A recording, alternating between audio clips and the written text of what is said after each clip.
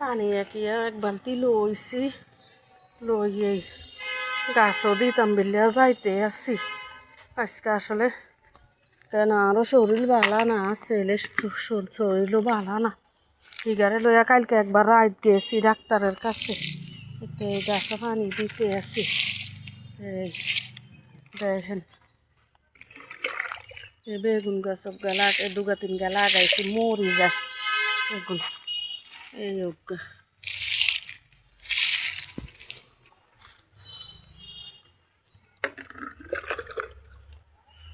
ননকা আবার BC TC লাগাইছি নতুন করিয়া। এই লাগাইছে গাছে এগুন, তারপরে এই ইগার মধ্যে পানি দেওয়ান লাগে। কি করুন, গাছে কোনো পানি কাজি না দিলে লিচু হাঁকিয়েছে। পানি কাজি কদ্দুর দিতে হয়। ইন্দা বাড়িয়া আছে গাছ এগুন,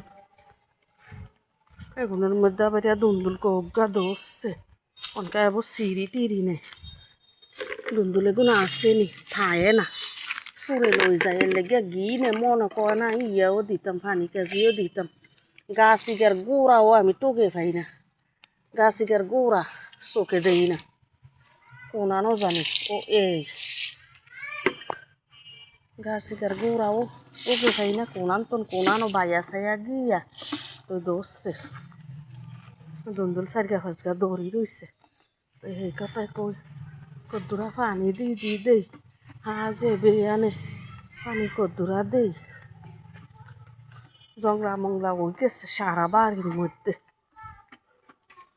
তো কি করুম আর, এই পানি কাজি দিয়ে থুই আইছি। তো পানি কদ্দুর দিই গাছগুনের গোড়ার মধ্যে।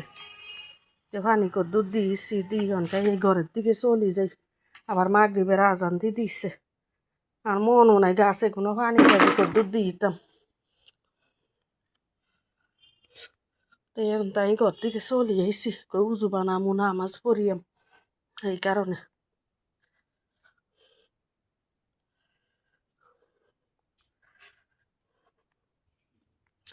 দুয়ার কান আটকাই লই, একলা তো না, এবার কুঙ্গা কোনান দিয়ে হান্দাই যায় ঘরের ভিতরে। এই কারণে দুয়ার দ্বার আটকাই দেই। মাগরিবের আজান দিছে। ও দানা কোক গনকা বাড়িয়া লাগাইছি, কই এগুনের গাছ উঠবো।